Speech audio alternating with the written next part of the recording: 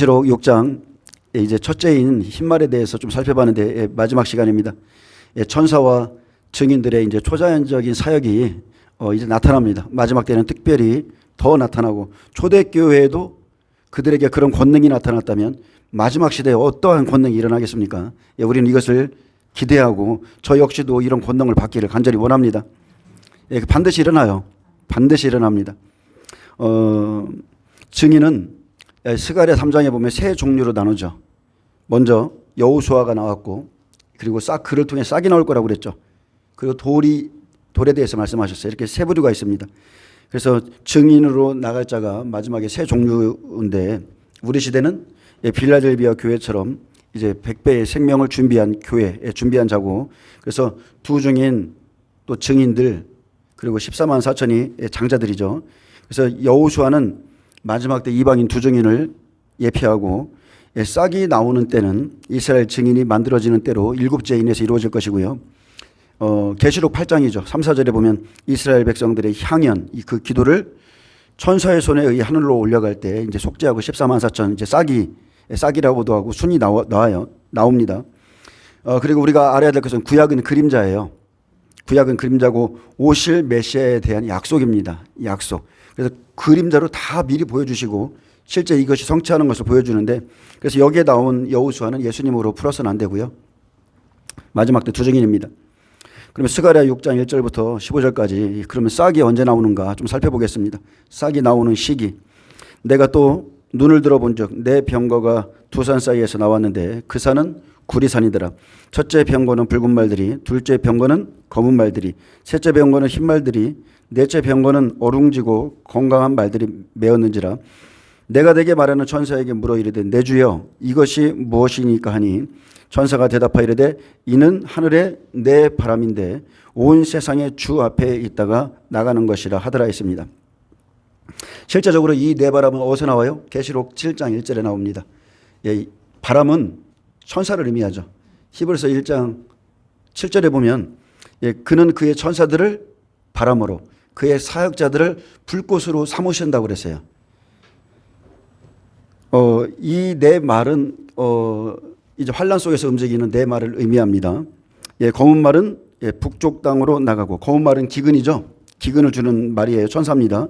또 흰 말은 그 뒤를 따르고, 이 백만은 증인이 외칠 때 함께 돕는 천사고, 또 얼음진 말은 남쪽 땅으로 나가고, 건장한 말은 나가서 땅에 두루 다니고자 하니, 그가 이르되 너희는 여기서 나가서 땅에 두루 다니라매 곧 땅에 두루 다니더라. 그가 내게 외쳐 말하여 이르되 북쪽으로 나간 자들이 북쪽에서 내 영을 쉬게 하였느니라 하니라. 북쪽으로 나간 그 천사들이 내 마음을 시원케 하였다는 거예요. 구약의 예표와 실제는 조금 차이가 있습니다. 그러나 스가랴 6장은 계시록 6장에 나오는 네 말에 대한 사건으로, 이제 이 말들이 움직일 때가 되면 검은 말이 기근을 가지고 빛이 없는 그 북쪽 땅으로 나가는데, 하나님께서 심판하실 때의 모양이죠. 7년 시작은 여러분 7년 기근이에요.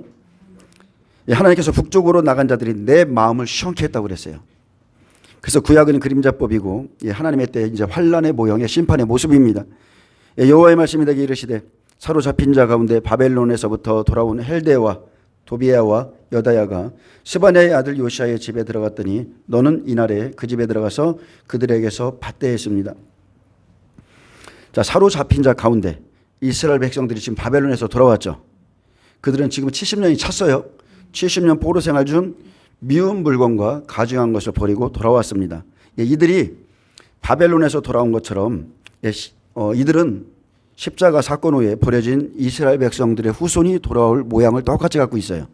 그래서 예수님이 죽으심과 부활과 승천 이후에 성령이 임하셨지만 주 70년 멸망하고 1945년에 자기 땅에 돌아왔지만 아직 율법에 매여 있죠. 그래서 아직 복음의 빛이 들어가지 않았기에 북방이라고 그러는 겁니다. 북쪽이라. 또 11절에 보면 은과 금을 받아 면류관을 만들어 여호사닥의 아들 대제사장 여호수아의 머리에 씌우고 했습니다. 대제사장 여호수아가 면류관을 쓰고 이제 마지막 시대 두 증인이죠. 이스라엘 땅에 들어가는데 이 100배의 사명이 면류관인 거예요. 사명입니다. 그래서 일곱 교회의 시대가 이제 마실 때가 되면 이방인 중에서 가장 합당한 두 증인, 하나님께서 하나님 보시기에 가장 기름 붓고 합당한 사람이 이제 세워지는데 두 증인이 기름 부음을 받고 그리고 환란의 시작 때 면류관을 받은 후에 복음을 가지고 들어가죠. 그러면 이스라엘 증인 14만 4천은 환란이 시작되면서 만들어지고요. 그래서 복음과 율법, 우리가 야곱과 에서의 싸움 봤죠. 그것이 그렇게 부딪힐 때 그때서야 참 이스라엘 14만 4천이 나오는 거예요. 그래서 지금 왜 자꾸 이런 얘기를 하냐면 신천지나 이런 데서 자기들이 14만 4천이라 이 택도 없는 소리를 하고 어림도 없는 소리를 하잖아요. 말도 안 되는 소리예요. 성경을 모르기 때문에 그냥 그렇게 미혹돼서 넘어가는 것인데 14만 4천은 지금 나오는 것도 아니고 이방인들도 아니고 이스라엘 백성이며 7년 환란 시작될 때 그들이 나옵니다. 면류관은 마지막 때 면류관은 이스라엘 것이고 복음을 받아들이면 그들이 면류관을 받게 됩니다. 예수님 시대랑 똑같아요. 그래서 말하여 이르기를 만군의 여호와께서 이같이 말씀하시되 보라 싹이라 이름하는 사람이 자 싹은 사람이죠. 싹이라 이름하는 사람이라고 그랬어요. 싹은 사람을 의미하는 거예요. 자기 곳에서 자기 땅에서 도살하면서 여호와의 전을 건축하리라. 여호와의 성전을 건축하리라. 근데 우리는 지금 이 성전의 참된 의미를 알죠. 너희 몸이 거룩한 성전임을 모르느냐 말씀하셨어요. 성전의 참된 의미를 아는데 이스라엘 백성들은 아직도 율법 안에 있기 때문에 참된 성전의 의미를 몰라요. 그래서 삼성전이 세워져야 되고 복음이 들어가야 우리같이 성령이 임해서 그들도 우리와 같은 이제 심령 성전이 세워지는데 예수님이 우리 마음 가운데 이제 왕으로 자정하시는 거죠. 대제사장 여호수아 두 증인이 들어가서 복음을 전하면 이스라엘 땅에서 싹이 나오는데 이들은 자기 곳 자기 땅에서 도선한 자입니다. 이스라엘 백성 중에서 복음을 받아들이는 자에 한해서 싹이라는 사람들 14만 4천이 나와서 다시 이스라엘 백성에게 들어가서 전을 건축하죠. 예수님이 이스라엘 백성 외에 보냄을 받지 않았다. 그 동일한 일이 똑같은 시간, 똑같은 일 일어나는 거예요. 그래서 이스라엘 14만 4천이 여호와의 전을 건축하는데 이들로 인해서 이스라엘 백성 중에 이제 60배의 믿음을 가진 자, 30배의 믿음을 가진 자, 남은 자손까지도 나오죠. 이들은 여호와의 전을 갖고 있습니다. 심령 성전을 갖고 있어요. 그가 여호와의 전을 건축하고 영광도 얻고 그 자리에 앉아서 다스릴 것이요. 또 제사장이 자기 자리에 있으리니 이들 사이에 평화의 언론이 있으리라 하셨다 하고. 자, 그가 여호와의 전을 건축합니다. 마지막 때에 도선한 싹 14만 4천은 자기 백성들 심령의 복음을 전해줄 자고 이들로 인해서 여호와의 전이 건축되지만 자 전해 들을 때는 여호수아라는 지금으로 따지면 이방인 두 증인에 의해 듣고요. 또 14만 4천은 여호와의 전을 건축하고 영광도 얻고 그 자리에 앉아서 다스린다 했죠. 그래서 왕 같은 제사장으로 그들이 다스리는데 또 제사장이 자기 자리에 있으리니 이 두 사이에 평화의 언론이 있으리라. 그래서 첫째 평화의 언론은 복음으로 돌아오는 것이 하나님과의 평화가 이루어지는 것이고 그죠? 또 하나는 영원한 제사장인 예수님께 가서 그들이 평화의 언론이 있습니다. 평화를 언론합니다. 스가랴 또 6장 14절 그 면류관은 헬레인과 도비야와 여다야와 세바냐의 아들 헨을 기념하기 위하여 여호와의 전 안에 두라 하시니라. 사로잡힌 자 가운데 바벨론에서 돌아왔던 자들은 환란 전에 경고의 나팔을 듣고 회개하고 기름 부음을 받고 온전케 해서 나온 자입니다.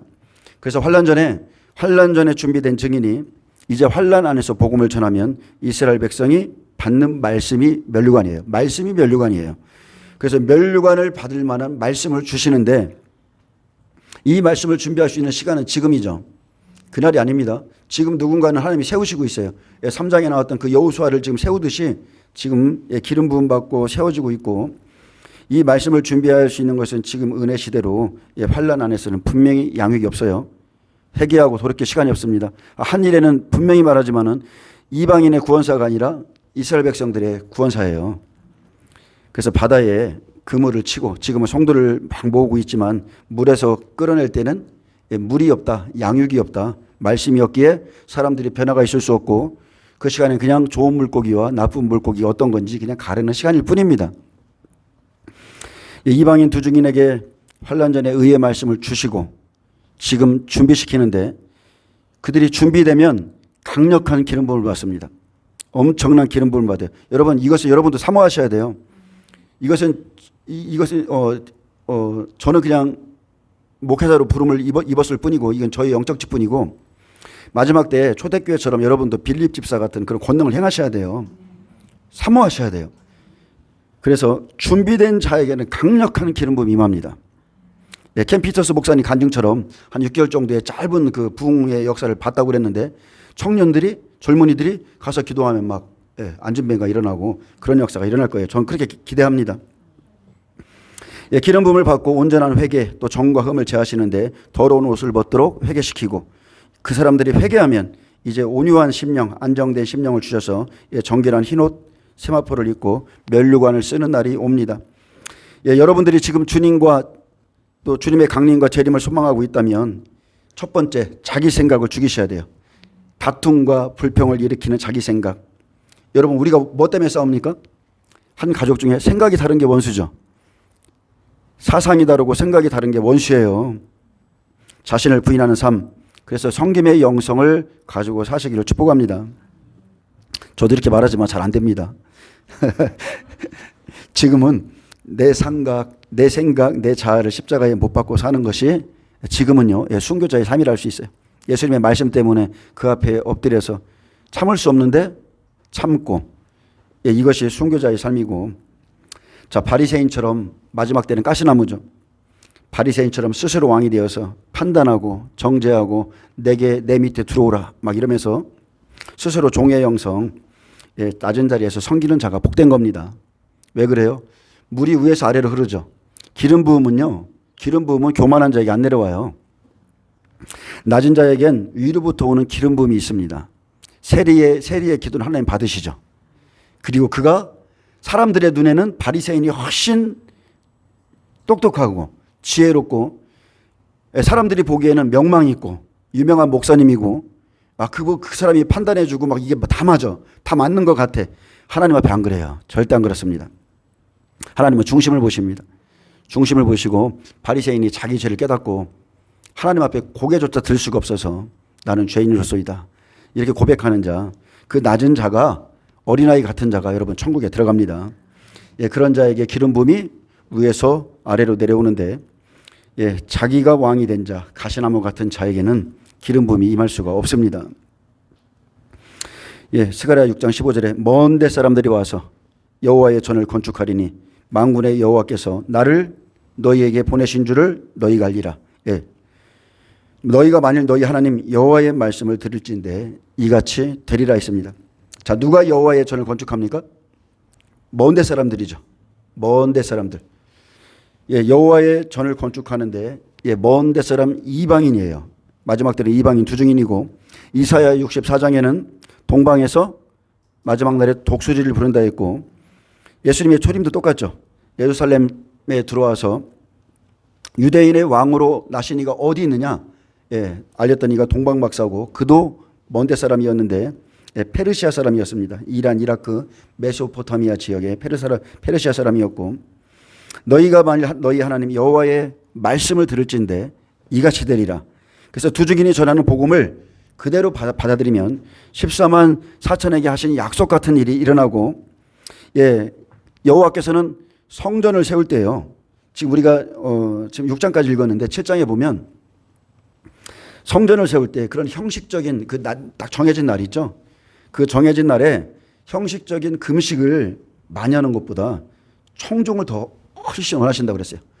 너희가 내 말을 듣기를 원하는 거지 그냥 금식하고 그렇게 하지 말라고 그랬어요. 그래서 스가랴 7장 5절에 보면 온 땅의 백성과 제사장들에게 이르라. 너희가 70년 동안 다섯째 달과 일곱째 달에 금식하고 애통하였거니와 그 금식이 나를 위하여 한 것이냐. 너희가 먹고 마실 때에 그것은 너희를 위하여 마시는 것이 아니라 했습니다. 자, 금식을 해도 여호와의 얼굴을 구하고 여호와의 능력을 구하고 신랑을 구하는 금식이 아니었고 그들을 자신을 위한 거였다고 그랬습니다. 근데 또 9장에 가면 그들의 금식을 기쁘게 받으신다고 그랬어요. 또 예수님은 뭐라 하겠습니까? 예수님은 마태복음 9장 15절에 금식하는 것을 이렇게 말씀했어요. 혼인집 손님들이 신랑과 함께 있을 동안에 슬퍼할 수 있느냐. 그러나 신랑을 빼앗길 날이 이르르니 그때는 금식할 것이니라. 여러분 지금 여러분 안에 기쁨이 있습니까? 신랑으로 인한 기쁨이 있어요? 예수님이 주시는 평강 잃어버렸어요? 그럼 신랑을 잃어버렸으면 여러분 금식하세요. 이것은 자기를 위한 금식이 아니라 내 안에 기쁨, 예수님이 주신 평안, 내 안에 그리스도가 느껴지지 않고 희미해진다면 여러분은 신랑을 찾기 위해서, 신랑과 함께 있기 위해서 지금 금식해야 되는 겁니다. 예, 신랑을 찾으셔야 돼요. 요한복음 4장 35절에 보면 이제 싹이 만들어지면 하는 일이 있습니다. 자, 예수님이 싹을 냈죠. 12제자들이 나왔어요. 마지막 때는 14만 4천이지만 자, 12제자들을 데리고 무슨 일을 하느냐. 자, 너희가 넉 달이 지나야 추수할 때가 이르겠다 하지 아니하느냐. 내가 너희에게 이르노니 눈을 들어 밭을 보라. 희어져 추수하게 되었도다 그랬습니다. 여러분 영적인 눈이 띄어지시길 축복합니다. 예수님은 추수하러 자기 땅에 오셨고 제자들은 추수의 사명을 받았죠. 그래서 기복신앙이 아니라 종말의 복음으로 추수하는 거예요. 꼭 명심하셔야 됩니다. 기복신앙이 아니에요. 축복이 아니에요. 이 추수는 천국이냐 지옥이냐, 예수님의 나라에 들어가느냐 버림받느냐, 죽느냐 사느냐의 복음이에요. 우리가 받은 복음은 특히나 이 마지막 때 똑같습니다. 우리가 꼭 명심해야 될 거는 여러분 초림도 재림도 종말신앙이에요. 초림은 구약의 백성들을 추수하는 시간이고 지금은 이방인들과 이스라엘 백성들을 추수하는 시간이기 때문에 초림도 재림도 종말의 복음인 것입니다. 너희 눈을 들어 밭을 보라. 희어져 추수하게 되었도다. 영적인 눈을 들어 밭을 보셔야 됩니다. 너희는 넉 달이 있어야 추수할 때라 하지만 아니다. 바로 지금이 영생에 이르는 열매를 모을 때다. 그날에는 늦다. 사마리아 여인을 통해서 추수할 대상이 누구인지를 보여줬죠. 사마리아를 통과하여 하겠는지라. 어떤 여인을 구원하세요? 사마리아 여인은 사마리아 산당에 대한 불만을 갖고 있었어요. 이곳이 아니라는 것을 알고 있었어요. 이곳에서 예배드리는 것이 아니라는 것을 알고 있었고, 구원은 유대인들에게 나는 것도 알고 있었고, 그리고 곧 무너진 율법 성전에서 그들 모두가 자기도 알지 못하는 것을 예배하고 있었지만 예수님은 그 여인의 마음의 중심을 보셨죠. 그 여인은 우리가 성경을 쭉 읽어보면 그 누구보다도 영적인 여자예요. 첫 번째 그 여인은 그 마음의 중심에 메시아를 기다리는 여자였습니다. 그 여인은 야곱의 우물, 약속의 물이죠. 그 우물에 나와서 목마르지 않는 영생의 말씀에 목말라 있었고, 그리고 참된 남편을 사모하고 있었어요. 지금 있는 남편도 내 종 아니라는 거예요. 너에게 있는 종도 참된 남편이 아니야. 내가 너의 남편이야. 그죠? 그래서 참된 남편을 사모하고 있었고, 그래서 예수님은 사마리아 그 밭에 있는 그 여자를 위해서 그 길을 걸어가셨고 의지를 갖고 가셨죠. 사마리아를 통과해야 하겠는지라. 그래서 추수할 때 우리의 하나님이 우리를 찾아오시는 거예요. 우리의 하나님은 우리를 찾아오십니다. 지금도 똑같습니다. 예수님의 몸된 교회에서 사마리아 여인과 같은 사람들이 있죠.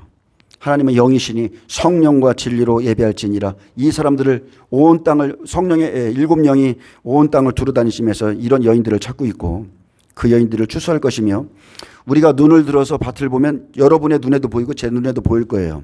추수할 사람들이 보입니다. 그리스도의 영으로 인도함을 받는 자들이고, 그 사람들은 말씀을 듣고 깨닫고 따르는 자들을 영생으로 이끌어 가기 위해서 계속 모으죠. 제자들이 겉으로는 일을 하죠. 육신의 모양으로는 일을 하는데 영적인 세계에서는 지금 추수꾼 천사들이 움직이고 있고 흰말 천사들이 함께 하죠. 함께 움직이는 거예요. 그래서 요한복음 4장 36절부터는 38절까지는 영생에 이르는 열매를 거둡니다. 그래서 거두는 자가 이미 삭도 받고 영생에 이르는 열매를 모으나니 이는 뿌리는 자와 거두는 자가 함께 즐거워하게 하려 함이라. 자, 거두러 가는 자는 추수하는 자요.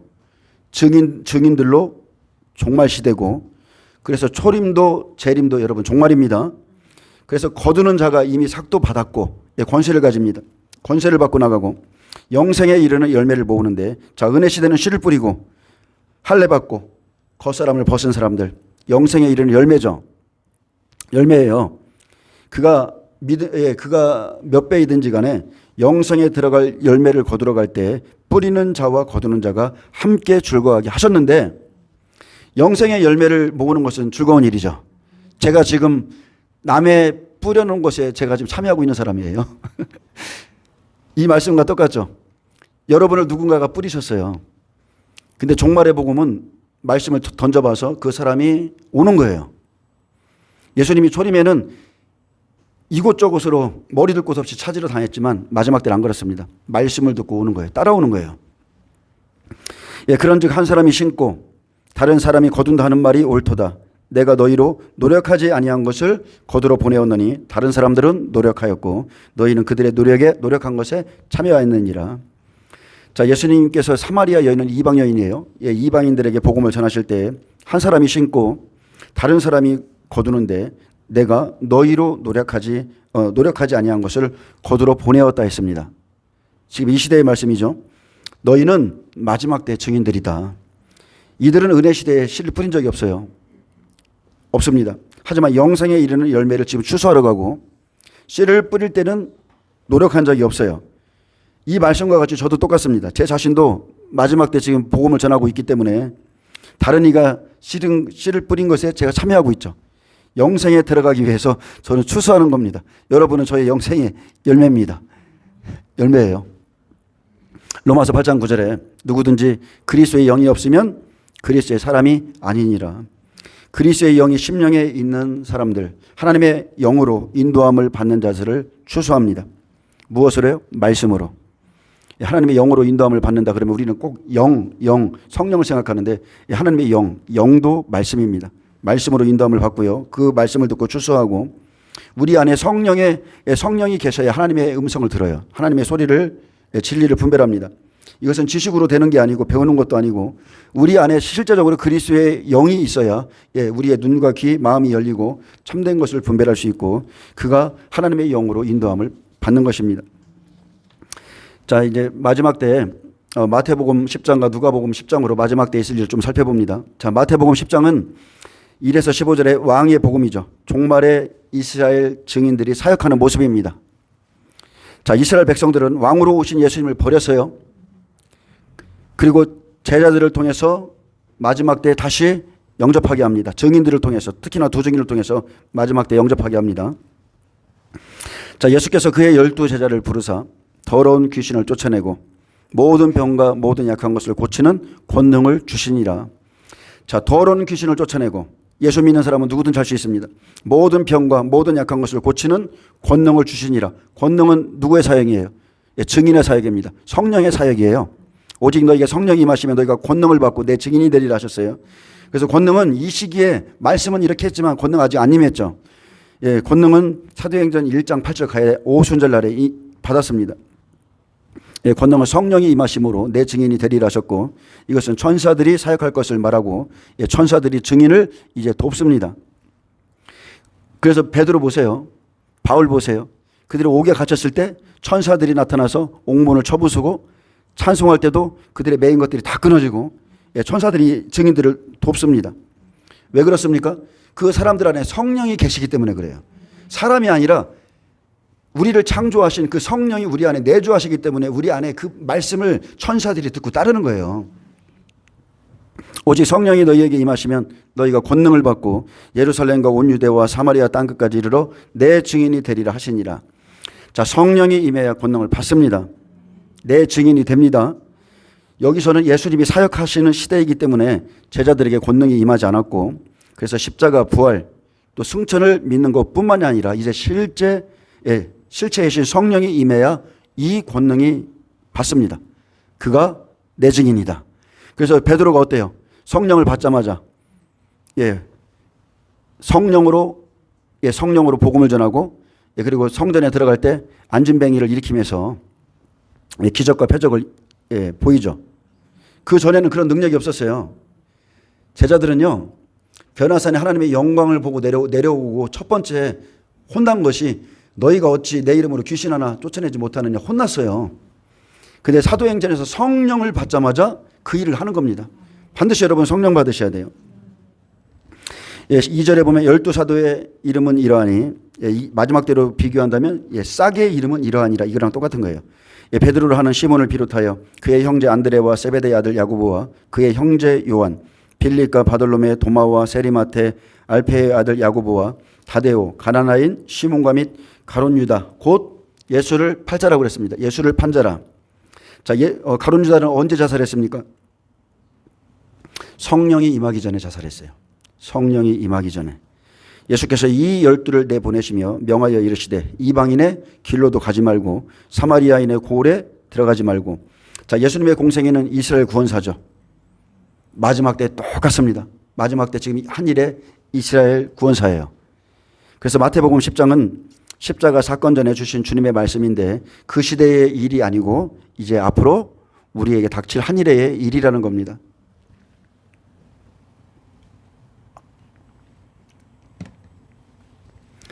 사도행전 시전에 이미 한 번 이 일이 일어났고, 지금 이 시대에 또 한 번 일어나는데, 첫째, 자, 권능을 받고, 두 번째, 이방인의 길로도 가지 말고, 사마리아인의 고을에도 들어가지 말고, 차라리 이스라엘 집에 잃어버린 양에게로 가라. 마지막 때 싹이 나와서 이 일을 하는 거예요. 자기 백성 구원만 하는 것입니다.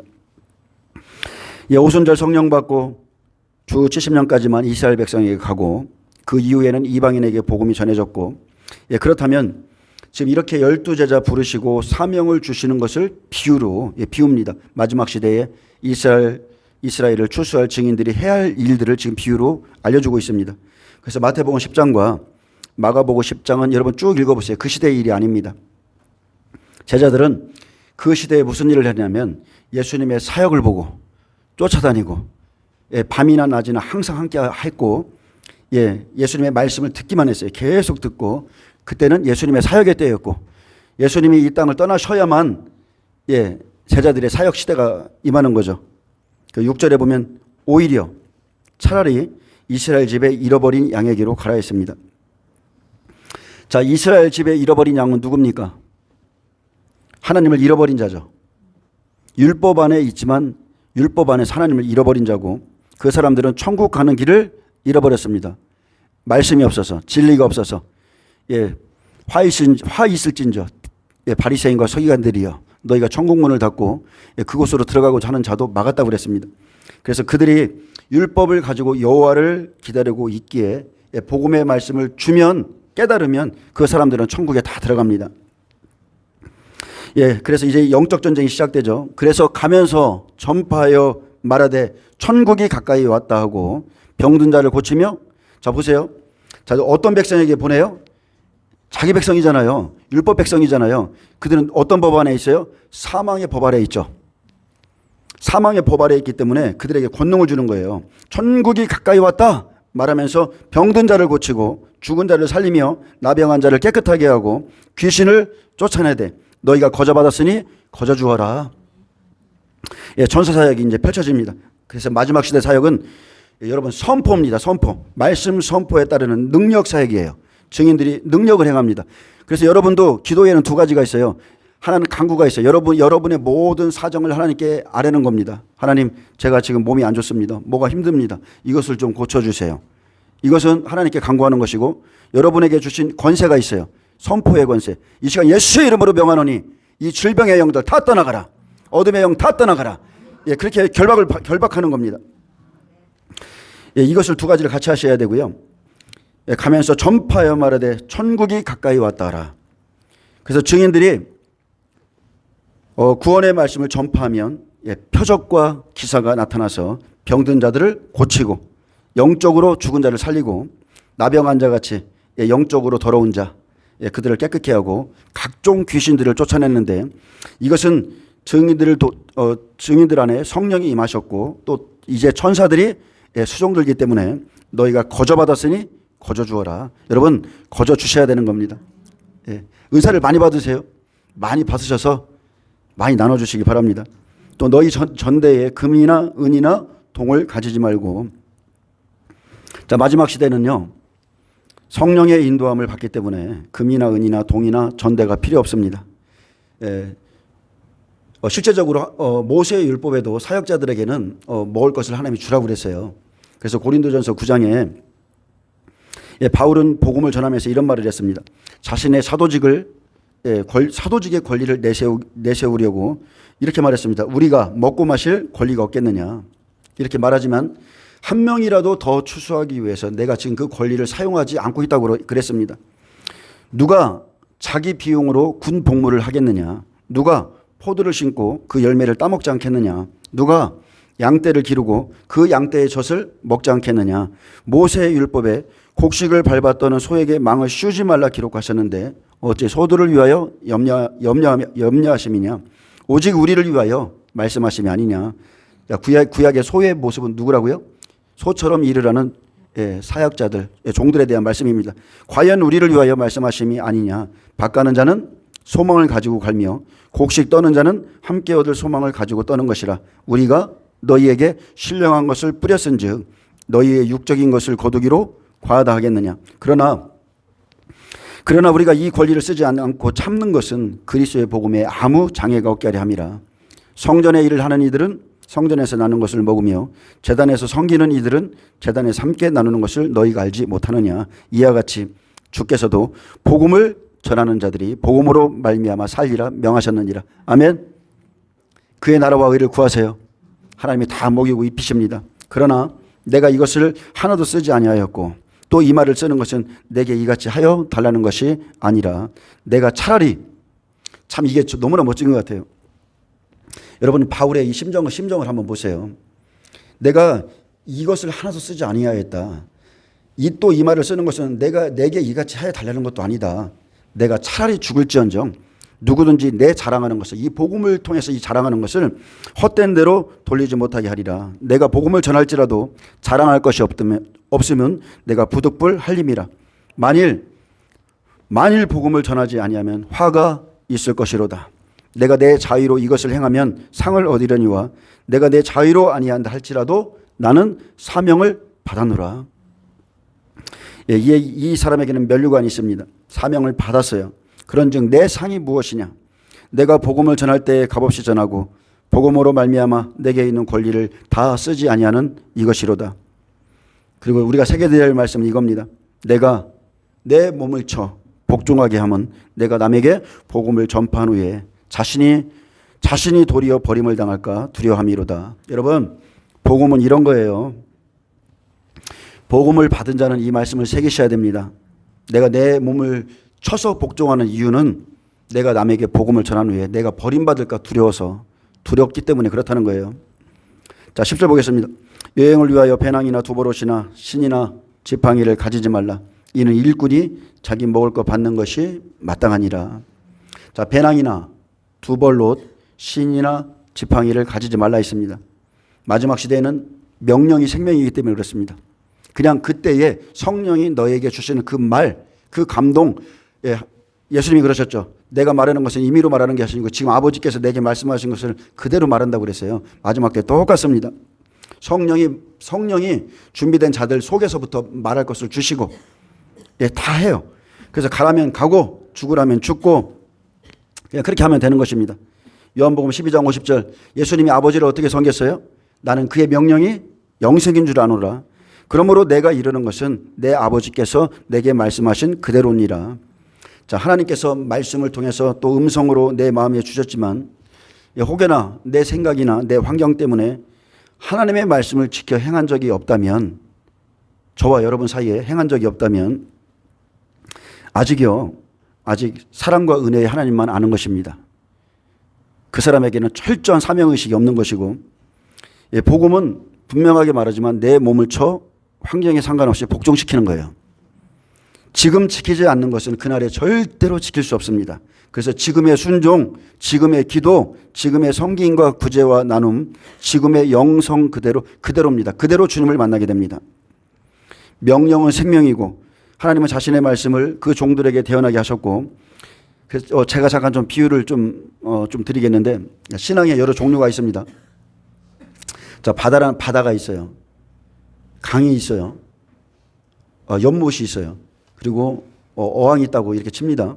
근데 신앙생활을 이렇게 하시는 분들이 있어요. 바다는 자기 마음대로 다녀도 부딪힘이 없죠. 바다는 세상을 의미하지만 바다에서처럼 제 마음대로 사는 자들이 있습니다. 하나님의 말씀과 아무 상관이 없어요. 말씀에 순종하지 않는 자는 부딪힐 것이 없습니다. 부딪힐 것이 없고 자기 신앙이 괜찮은 줄 착각하고 이리저리 돌아다니면서 사람들을 판단하고 정죄합니다. 교회를 판단해요. 그러나 하나님께서 이제 그에게 은혜를 베푸셔서 바다보다 좁은 강으로 이제 인도하면 이제 부딪히는 것이 시작되죠. 내가 누군지를 보는 거예요. 여러분 스스로 뭐라고 합니까? 저는 그래요. 나만 안 건드리면 성격 좋은 사람이야. 누가 나를 건들지만 않으면 나는 참 착한 사람이야. 이렇게 다 해야죠. 그래서 네가 어떤 사람인지를 이제 알려줄게 하면서 이제 강으로 데리고 가죠.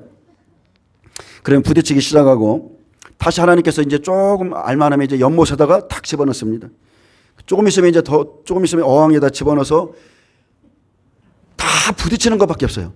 여기 가서 부딪히고 이거 뭐 신앙이 뭐 잘못된 것 같고 정말 그렇습니다. 근데 여러분의 영이 자랄수록 하나님은 그렇게 인도하세요. 영이 자라면 자랄수록 그렇게 좁은 환경에 집어넣으시고 하나님께서 사랑하고 진정으로 인도하는 사람은요 꼼짝 못할 환경에 집어넣으십니다.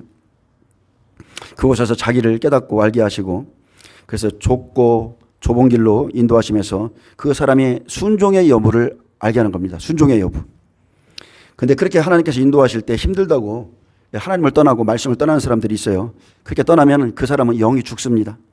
시름시름 죽어요. 율법 시대는 하나님의 말씀을 떠나면 육신이 죽었죠. 지금은 성령 시대에는 영적 시대는 영이 시름시름 죽어요. 중요한 것은 넓은 데로 가면 편하지만 넓은 데로 다니면 변화가 일어나지 않습니다. 매일 똑같은 자리에 나와서 기도하고 아침마다 만나 주스러 다니고 이게 보통 힘든 삶이 아니에요. 어디 가고 싶은데 못 가요. 여러분 예수님 믿는 게 쉽습니까? 저는 한 15년은 토요일 날 주일 날 어디 가본 적이 없어요. 전 제 자녀들이랑 놀러 가본 적이 없어요. 예수님을 만난 이후에 어디를 가본 적이 없어요. 근데 그냥 좋습니다.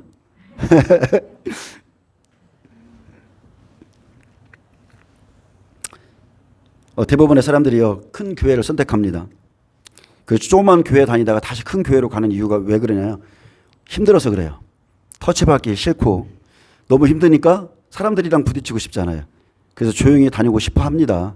근데 많은 변화가 없어요. 많은 변화가 없습니다. 하나님은 모든 면에서 시험하십니다. 물질의 할례를 받지 못한 자에게는 물질의 할례를.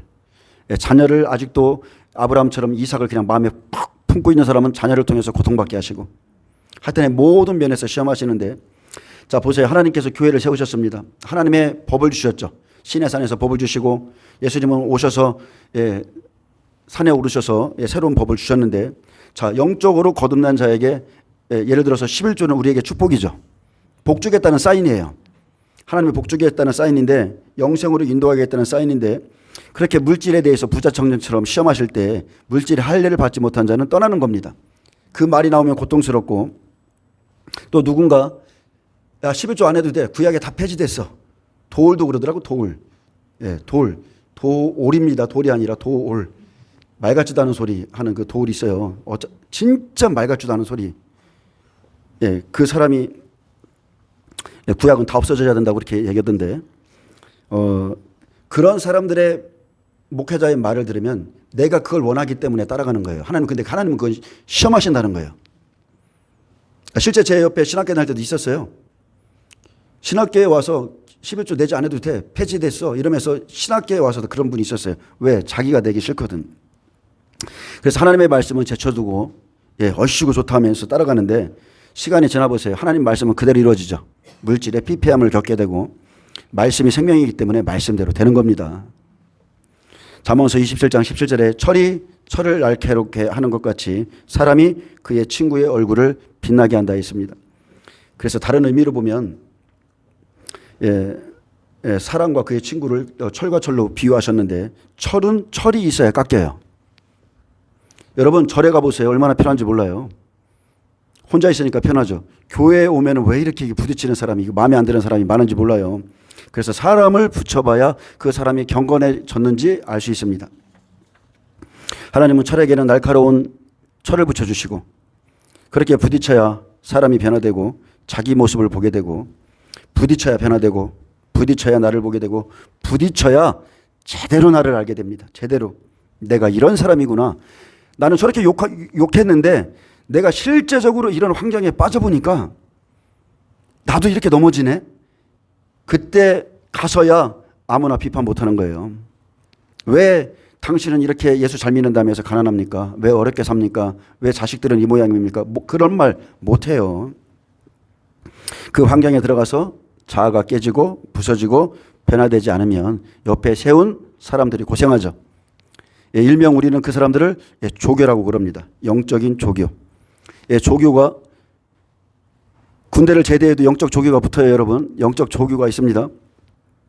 원래 그런 분이 아닌데 나를 굉장히 힘들게 해. 굉장히 잘해줬던 사람인데 나를 굉장히 고통받게 합니다. 그것은 그냥 우리가 좀 변하지 않는 나 때문에 그 사람이 고통받는다 이렇게 이해하시면 됩니다.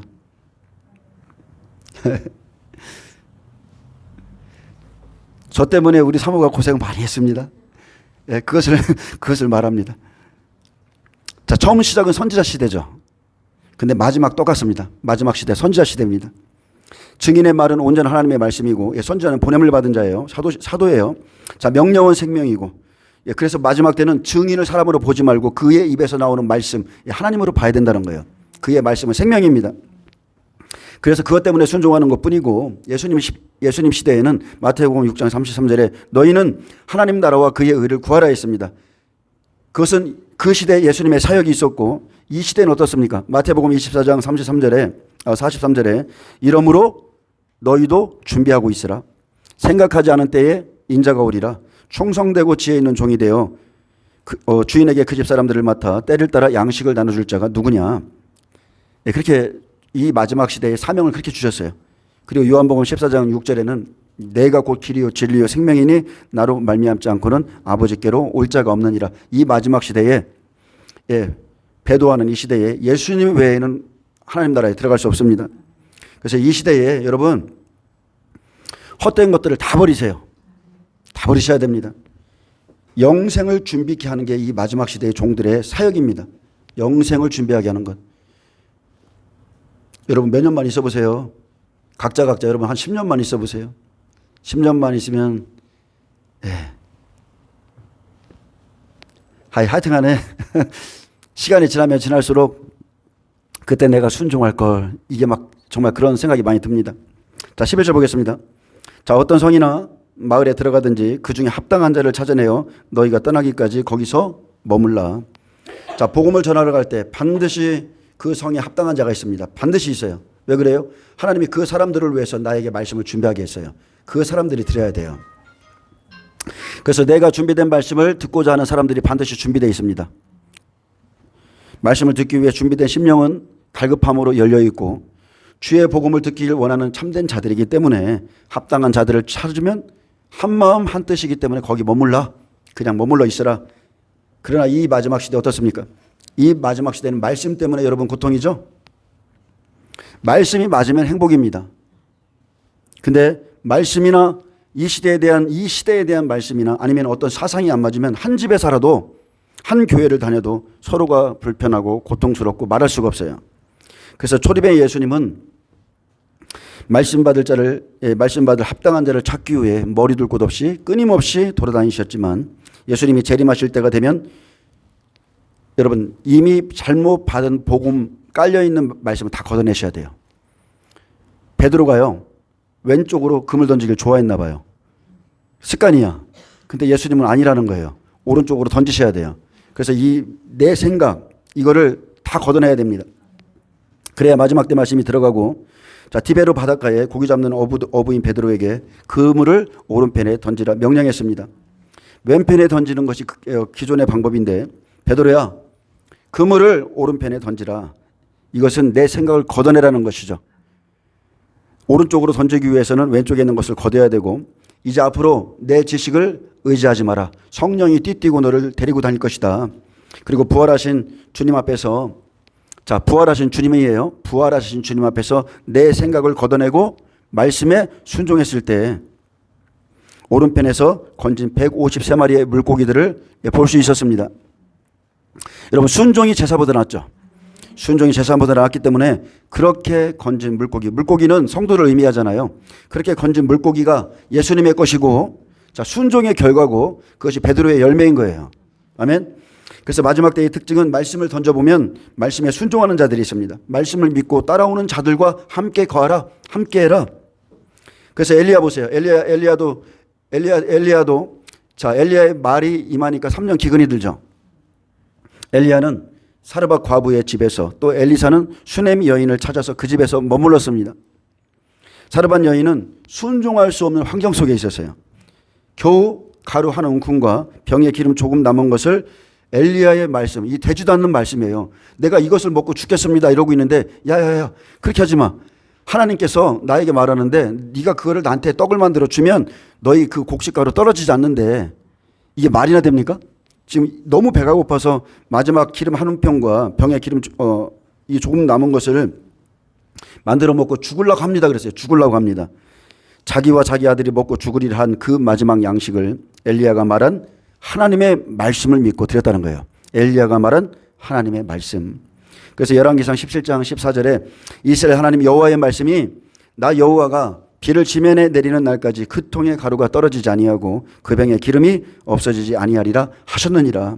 자, 그가 가서 엘리야의 말대로 하였더니 그와 엘리야와 그의 식구가 여러 날 먹었더라 했습니다. 순종입니다.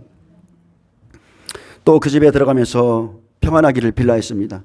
그 집 합당한 집을 찾아나면 평안을 빌라.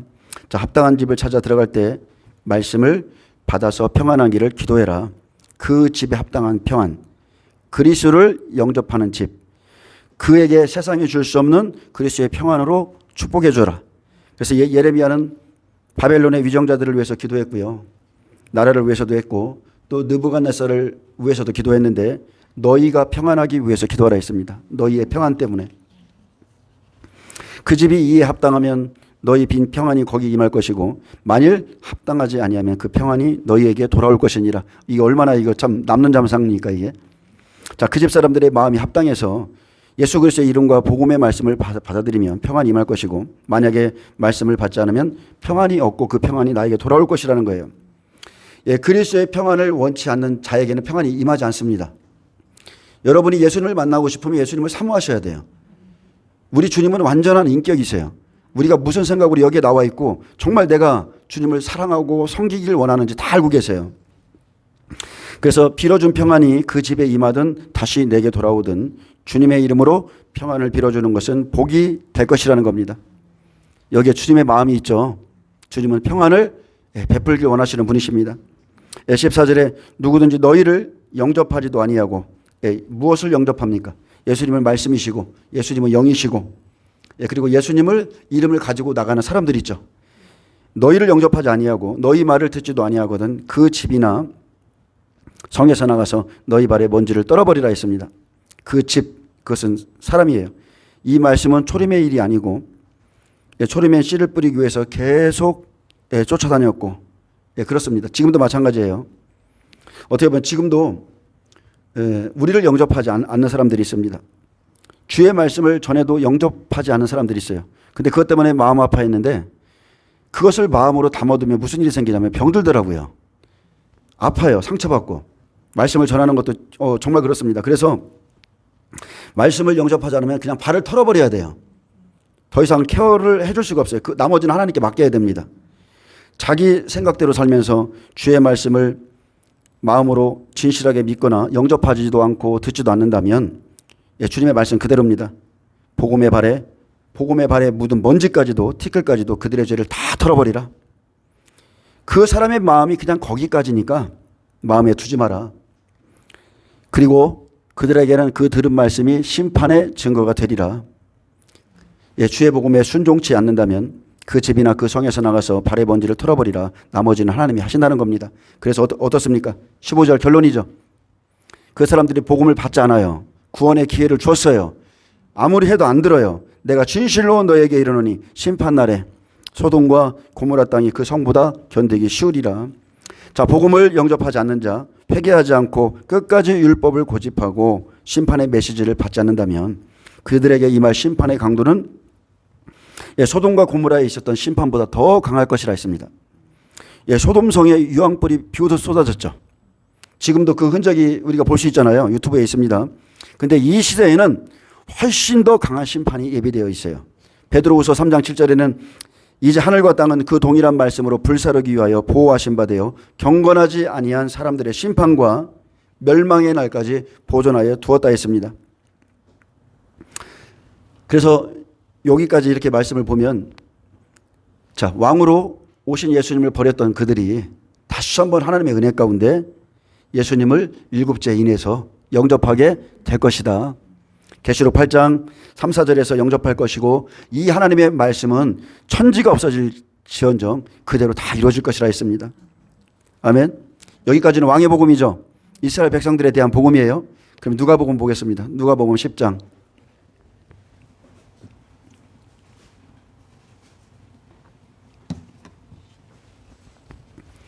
누가복음 10장. 이제 아들의 복음이죠. 인자의 복음으로 이방인들이 증인 사역을 하는 것입니다. 자, 아들 된 자들의 사역을 70인으로 비유했는데, 자, 은혜 시대 때 7교회 중에 서머나 교회나 예를 들어서 빌라델비아 교회 같이 마지막 때를 준비한 자들이 한 일회 때 보냄을 받죠. 내보냅니다. 그들은 말씀을 가지고 나가요. 그래서 누가복음 10장 1절에 보면 그 후에 주께서 따로 70인을 세우사 친히 가시려는 각 동네와 각 지역으로 둘씩 앞서 보내셨다고 그랬어요. 예수님의 이름으로 나가죠. 예수님의 이름으로 예수님의 말씀을 가지고 나갑니다. 근데 누가복음 9장 57절에 보면 이 말씀이 있기 전에 이런 말씀이 있습니다. 어떤 사람이 주님을 따르기를 원했지만 그의 환경이 발목을 잡고 있었어요. 그래서 나로 먼저 가서 내 아버지를 장사하게 하옵소서 말하자 이르시되 죽은 자들을 장사하게 하고 너는 가서 하나님의 나라를 전파하라 했습니다. 이 사람은 제자의 길을 가기 원하는데, 제자가 되길 원하는데 이 우선순위를 분별하지 못하는 거예요. 이 우선순위. 또 다른 사람이 주여 내가 주를 따르겠나이다마는 나로 먼저 내 가족을 작별하게 하소서. 예수께서 이르시되 손에 쟁기를 잡고 뒤를 돌아보는 자는 하나님의 나라에 합당하지 아니하니라 하시더라. 여러분, 이 시대의 사람들도 이 말씀을 새기셔야 돼요. 복음을 따르기 위해서 쟁기만 잡고 결단하지 않는 사람들은 결코 하나님 나라에 합당하지 않다는 겁니다. 내게 합당치 않다. 대부분의 사람들이 예수님을 따르겠다 말하면서도 실상은 영이 죽은 자들 때문에 걱정하고 염려하고 예수님을 떠납니다. 이런 가정 문제로 떠나요. 다 자기 손에 쟁기를 잡고도 가족 문제 때문에 이런저런 핑계로 뒤를 돌아보죠. 우리는 롯의 처에 대해서 함부로 말하지만 실상 우리는 롯의 처와 같다는 거예요. 롯의 처와 별반 다를 게 없습니다. 롯의 처도 믿음이 없던 사람이 아니에요. 소돔성에 나오지 못한 그 자기 자식들 바라보면서 아파했던 사람이고, 그래서 하나님 나라를 사명을 받았으면서도 하나님 나라를 전파하는 것보다 자기 일이 항상 앞서 있어요. 예수의 일을 구하지 않고 자기의 일을 먼저 구하고, 믿어도 적당히 믿고 따라도 적당히 따른다는 것입니다. 적당히. 우선순위가 잘못됐죠. 하나님보다 내 직업, 내 직장, 내 가족, 내 자식이 앞서 있어서 복음의 쟁기를 잡지 못하고 늘 세상의 끈에 매어 있습니다. 하나님께 드릴 시간이 없다는 거예요. 예수님은 단호히 이런 사람들에게 말씀했습니다. 이런 자들은 내게 합당치 않다. 하나님 나라에 합당치 않다. 그 후에 주께서 따로 70인을 세우셨고 증인의 사역을 감당하도록 이제 각 동네 각 지역으로 보내시는데, 예수님 시대에는 보내지 않았죠. 안 보냈어요.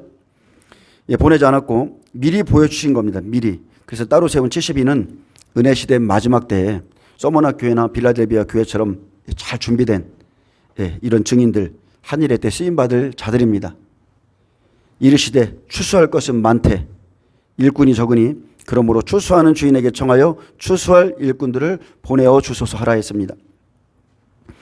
자, 마지막 때 추수할 주인에게 구할 것은 추수할 것이 많으니 추수하는 일꾼들을 보내주소서. 여러분, 우리가 기도해야 됩니다. 요즘은 정말 이런 기도가 절로 나와요. 뭔가를 좀 해보고 싶어요. 더 한번 전진해보고 싶은데 제게 힘이 없어요. 더 많은 사람들이 와서 사역에 힘을 실어주고 함께 복음이 더 막 바깥으로 뻗쳐났으면 좋겠는데, 그래서 요즘은 이런 기도가 지금 이제 며칠 전부터 또 시작했어요. 많은 사람들을 보내주셔서 더 많은 사람들을 이 마지막 시대에 추수해서 하나님께 올려드리길 원합니다. 하나님, 추수할 것이 많은데 천국으로 사람들을 인도해야 되겠는데 일꾼이 너무 적으니 추수할 천사들을 보내주셔서 일꾼들이 필요합니다. 너무너무 부족하오니 많이 보내주세요. 여러분도 기도해 주세요. 마태복음 13장 38절에 밭은 세상이요 좋은 씨는 천국의 아들들이요 가라지는 악한 자의 아들들이요 가라지를 뿌린 원수는 마귀요 추수 때는 세상 끝이요 추수꾼은 천사들이라 했습니다. 추수꾼이 누구라고요? 천사들입니다. 그래서 증인과 천사들은 항상 함께 일하고 이 땅에서는 주님이 택하시고 세우신 증인들, 영계에서는 보내신 추수꾼 천사들이 움직이고, 그래서 추수할 주인의 기쁨은 딱 하나입니다. 오직 영혼이에요. 영혼 구원밖에 없습니다. 하나님의 기쁨은 영혼 구원이에요. 그래서 추수감사절 여러분 막 걷어다가 여기 싸놓을 필요 없어요. 저는 그런 거 원하지도 않고 하지도 않습니다. 추수감사절에는 전도해서 데려오세요. 그것이 하나님의 기쁨이 되고 주님의 관심과 눈은 천국의 아들들이죠. 의인들입니다. 오직 주님은 열매를 바라시는 분이에요. 열매. 갈지어다 내가 너희를 보냄이 어린 양을 이리 가운데로 보낸 것 같도다. 마지막 때의 영적인 모습이에요. 내가 너희를 보냄이 어린 양을 이리 가운데 보낸 것 같다. 마지막 때 하나님의 종을 보내는데 얼마나 패역한 시대인지 이리같이 패역한 자들에게 보냅니다. 어린 양을 보내시되 영혼을 도둑질하는 이리 가운데로 보낸 것 같다. 이것은 큰 영적 전쟁이 있게 될 것이라는 것입니다. 창세기 37장 보세요. 야곱의 시대가 끝나고 요셉의 형제들이 나옵니다. 그들은 양치는 자였어요. 성경에서 양치는 자는 다 주의 종을 의미하는 것이고, 자 요셉과 같이 그 시대를 분별하면서 아버지가 입히신 채색 옷을 입고 준비된 자가 이제 자기 형들에게 가죠. 근데 그가 양치는 자기 형들의 죄, 종들의 죄를 잘못을 자꾸 말해주니까 미워하고 있었어요. 미워하고 있었는데 앞으로 있게 될 일까지 말하자, 그 꿈을 말하자 꿈꾸는 자가 왔다고 더욱 시기하고 미워하면서 그를 이제 구덩이에 빠뜨리려고 작정하고 있었습니다. 그들은 시기함으로 요셉의 옷, 그가 입은 채색 옷을 벗기고 신부의 옷 벗기고 그를 잡아 물이 없는 빈 구덩이에 던집니다. 그래서 물이 없는 빈 구덩이 같은 요셉의 형제들, 말씀이 없어 때를 분별하지 못하는 종들이 요셉을 시기하죠. 그래서 마지막 때 양치는 종들이 진리를 오히려 회방합니다. 이해하시죠? 예수님 초리 때 예수님이랑 누가 싸웠어요?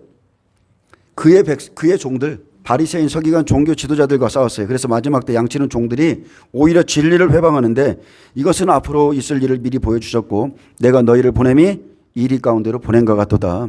하나님께서도 이리 가운데 예수님을 보내셨습니다. 예수님은 이리 가운데 항상 있었어요. 가는 곳마다. 그래서 마지막 때의 영성입니다. 여러분 권능을 받으세요. 마지막 때의 영성은 이리와 싸우는 야성이 있어야 됩니다. 그래서 이 시대에 탄식할 것은 말씀을 가진 종들이 영분별이 없어서 누가 지금 아군이고 적군이고를 분별하지 못하고, 어떻게 보면 다윗과 골리앗 시대랑 똑같죠. 이제 골리앗이 여호와의 군대를 모독하는데도 잠잠하고 있어요. 주님의 교회를 핍박해도 그 무리를 핍박해도 잠잠하고 있어요. 근데 오히려 다윗 같은 자가 일어나서 어떻게 이럴 수가 있느냐 그러면 왜 그에게 대드느냐고 골리앗을 지지하는 종들과 성도들이 훨씬 많다는 거예요. 여러분 이거 지금 딱 그 모습 아니에요? 잘못된 걸 잘못됐다고 세례 요한 같은 자가 외쳐주면요, 지금 골리앗을 지지하는 자가 훨씬 많다는 거예요. 성도들이 그렇습니다. 성도들이 옳은 것을 분별을 못해요. 자 4절 보겠습니다. 전대나 배낭이나 신발을 가지지 말고 길에서 아무에게도 무난하지 말며. 마지막 때의 영성이죠. 아무에게나 무난하지 말라. 자 준비된 자에게 필요한 것은 하나님과 그분의 말씀이고 전대나 배낭, 신발이 필요치 않습니다. 마지막 때는 초자연적인 사역입니다. 그래서 종들은 쓸데없는 데 돌아다닐 시간도 없고 마지막 때는 기도입니다. 기도함으로 권능받고 말씀 부모로 진리를 분별하고 아무에게도 무난하지 말라. 이것은 명령입니다. 지금은 여기저기 다니면서 아무에게나 무난할 때가 아니고 하나님의 명령을 받은 사람들이 오히려 명령을 받고도 직장일 하듯이 교회를 다니는 종들이 사꾼이고 게으른 종입니다. 저는 주의 종들 욕하고 싶은 생각 없어요. 욕하고 싶은 생각 하나도 없습니다. 근데 직장 다니듯 한다면 그 사람들은 욕을 먹어도 됩니다. 마지막 때가 되었어도 영혼과 상관없는 육신의 일만 한다면 그것은 잘못된 것이고, 육신의 종들은요, 육신의 일을 종들이 하면 안 돼요. 이 마지막 시대 추수의 때에는 오직 영혼 구원에 다 힘쓰셔야 돼요. 보세요. 말씀 보고 양들을 치는데 여러분 상관없는 일에 휘말릴 필요도 없고 시간을 낭비할 필요도 없어요. 그럴 때가 아닙니다. 사람들의 영광을 구할 필요도 없고 높아질 필요도 없고 어디를 안 돌아다녀도 괜찮아요. 추수할 때 그 집 주인에게 인정받으면 딱 되는 겁니다. 하나님의 영광을 구하는 자가 되시길 축복합니다. 예, 여기다 제가 써놨는데 이제 내가 사람들에게 좋게 하랴? 하나님께 좋게 하랴? 사람들에게 기쁨을 구하랴? 내가 지금까지 사람들의 기쁨을 구하였다면 그리스도의 종이 아니라 했습니다. 그래서 사람의 영광보다 하나님의 영광을 위해서 일해야 되고 5절에 보면 어느 집에 들어가든지 먼저 말하되 이 집이 평안할지어다 하라. 만일 평안을 받을 사람이 거기 있으면 너희의 평안이 그에게 머물 것이고 그렇지 않으면 너희에게로 돌아오리라. 자, 이리 가운데 보냄을 받죠. 근데 그 가운데 평안을 받을 사람이 있어요. 구원받을 사람이 있습니다. 이 집이 평안할지어다. 예, 기도하라 하셨고 없다면 빌어준 평안은 내게 돌아오지만 예, 어디에 가든지 반드시 갈급한 자들이 있고 구원받을 자들이 있어요. 여러분 뒤늦게 예수님을 믿는 사람이 있어요. 나중된 자가 먼저 된 자 진짜 있습니다. 나중된 자 성령 받아가지고 더 뜨거워지고 예, 그런 사람들 나올 겁니다. 자, 갈급함이 우리에게 없다는 것은 영적으로 이미 내가 죽은 거예요. 이미 죽었으나 그냥 살았다는 이름만 갖고 있는 겁니다. 갈급함이 없는 자에겐 진주와 보화 같은 말씀을 주어도 예, 밟을 뿐이라 하셨고 그날에는 핍박이 있기 때문에 평안이 예, 상급으로 돌아옵니다. 주를 위해서 의를 위해서 받은 핍박은 상급으로 돌아오고 그 집에 유하며 주는 것을 먹고 마시라. 일꾼이 그 삭을 받는 것이 마땅하니라. 이 집에서 저 집으로 옮기지 말라. 자, 말씀을 전하러 가서 그가 복음을 받고 있다면 주는 대로 먹고 마시되 한가하게 식물 때문에 옮겨 다니지 말고 오직 생명을 위해서 힘쓰라는 겁니다. 일꾼이 복음의 싹스를 받는 것은 마땅하고 예, 생명을 구하고 영혼을 살리는 것이 중요하기 때문에 이리저리 옮겨 다니지 말고 그냥 먹고 마시는 것은 예, 팥죽 한 그릇과 같은 겁니다. 그냥 식물일 뿐이에요. 어느 동네에 들어가든지 너희를 영접하거든 너희 앞에 차려놓은 것을 먹고 거기 있는 병자들을 고치고 또 말하기를 하나님의 나라가 너희에게 가까이 왔다라. 어느 동네에 들어가든지 너희를 영접하지 아니하거든 그 거리로 나와서 말하되 너희 동네에서 우리 발에 묻은 먼지도 너희에게 떨어버리느라. 그러나 하나님의 나라가 가까이 온 줄을 알라 하라. 아멘. 여러분 지금 이것은 우리가 전해야 되는 복음이에요. 하나님의 나라가 가까이 온 줄 알라. 지금 마지막 때가 다 됐어. 예수님이 지금 코앞이야. 그래서 이렇게 아무리 외쳐줘도 복음을 거역하는 자들 이제 마음에 두지 말아야 됩니다. 내 마음만 급한 거예요. 내 마음만. 우리는 이미 천국과 지옥을 다 경험했잖아요. 알잖아요. 그러니까 저 사람이 구원받기를 원하는데 때가 안 된 거예요. 때가. 하나님이 좀 깨트려 놔야 돼요. 아직 때가 안 됐기 때문에 쉽게 말하면 바울의 설교를 듣던 유두고 있죠. 바울 같은 그런 설교자가 어디 있습니까? 바울의 설교를 듣던 유두고도 졸다가 떨어져 죽었어요. 죽었었고 예수님의 제자들 어떻습니까? 예수님의 제자들도 그렇게 열심히 따라다니다가 때가 안 되니까 다 도망갔죠. 똑같은 겁니다. 그래서 준비되지 않은 자에게는 복음이 티끌과 먼지 같을 뿐인 것입니다. 그래서 저와 여러분은요, 성령이 저와 여러분의 마음을 만져주신 것을 감사하셔야 돼요. 병든 자라게의 의사가 쓸데있고 하나님의 나라는 사모하는 자들에게 실제로 임하는 것입니다. 우리 삶의 문제는 하나님 나라를 주시기 위함이고 영접하지 않아도 상처받을 필요 없고 그저 불쌍히 여기며 주님의 재림이 가까이 왔음을 계속 선포하는 겁니다. 말은 이렇게 하지만 내 가족들에게는 안 그렇죠. 미칠 것 같이 아프죠. 자, 말씀을 영접하고 그 사람에게 성령이 임하면 어떤 현상이 일어나느냐. 복음을 들으면요, 그냥 스펀지 같이 말씀이 빨아들이는 거예요. 그 말씀이 깨달아져요. 이것은 내 지혜도 아니에요. 하나님이 내 속에 오셔서 나를 가르쳐주고 늘 갈급하고 늘 사모한 심령이 되고 작은 일에도 감사하게 그냥 바뀌어요. 사람이. 그렇게 바뀝니다. 그 사람은 성령이 임한 사람이에요. 내가 너에게 말하노니 그날에 소돔이 그 동네보다 견디기 쉬우리라. 예, 그날입니다. 전 3년 반에 이제 사역이 마치고 추수가 끝나면 그날 복음을 받지 않는 자들은 후 3년 반 대합 재정에 넘어가죠. 소돔이 그 동네보다 견디기 쉬우리라. 대접재앙. 창세 이후로 한 번도 본 적이 없었던 가장 큰 재앙. 아브라함의 중복 가운데 소돔성에 천사들이 들어갔어요. 소돔성에 천사들이 들어가 멸망시켰죠. 그것과는 좋게 비교도 안 된다는 것입니다. 그래서 계시록 6장에 첫째인이 떼질 때 나오는 흰말의 결론입니다. 흰말의 결론. 자, 흰말은 이제 두 증인과 증인들을 돕는 하늘의 영이고 주님이 보내시는 추수꾼 천사입니다. 천사들이 증인을 도와서 영생에 이르는 열매 알곡들을 추수하세요. 아멘. 이후에 있을 말씀을 좀 읽어주고 맺겠습니다. 여기서는 이렇게 추수가 다 끝났는데 이 다음 절에 보면 심판의 이유를 기록해 놨어요. 예수님이 보낸 증인들의 말씀을 듣고도 회개치 않았고 예수님을 거부한 것이 마지막 때도 동일한 심판의 이유라는 겁니다. 화 있을진저 고라시나 화 있을진저 벳세다야 너희에게 행한 모든 권능을 이런 권능까지도 보여줬는데 두로와 시돈에서 행하였더라면 그들이 벌써 베옷을 입고 제에 앉아 회개하였으리라. 심판 때에 두로와 시돈이 너희보다 견디기 쉬우리라. 가버나움아 내가 하늘에까지 높아지겠느냐 음부에까지 낮아지리라. 너희 말을 듣는 자는 곧 내 말을 듣는 것이고 너희를 저버리는 자는 곧 나를 저버리는 것이고 나를 저버리는 자는 나 보내신 이를 저버리는 것이니라. 아멘. 말에서부터 시작하죠. 말씀을 버리는 것이 예수님을 버리는 것이고 말씀을 버리는 것이 결국은 하나님을 버리는 것이라는 겁니다.